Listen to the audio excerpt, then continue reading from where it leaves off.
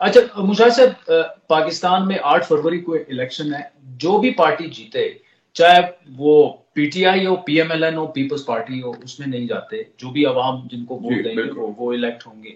لیکن جو بھی پارٹی جیتے، کیا اس کا اس چائنا کے ساتھ ریلیشنز پہ یا بی آر آئی پہ کچھ امپیکٹ ہوگا؟ فار ایگزامپل اگر پی ٹی آئی جیت جاتی ہے تو یہ معاملہ کس طرف جا سکتا ہے، یا پی ایم ایل این اگر جیتے، یا آپ سمجھتے ہیں کہ کوئی فرق نہیں پڑے گا جو بھی اقتدار میں آ جائے؟ میرے خیال میں پی ایم ایل این کا ایک فرق ہے کہ کیونکہ سی پیک ہمارے دور میں شروع ہوا تھا جی، اور سی پیک کو آگے لے جانے میں میاں صاحب کا بڑا کلیدی کردار تھا. پی ایم ایل این نے پولیٹیکل اونرشپ لی تھی سی پیک کی، تو پیپلز پارٹی نے بھی لی تھی، اور پی ٹی آئی نے کچھ ٹائم لگا ان کو سمجھنے میں سی پیک کا. پھر بعد میں 2-3 سال کے بعد ان کو سمجھ آئی کہ یہ تو واقعی پاکستان کا مستقبل کے لیے ایک روشن مستقبلی کا ضامن ہے.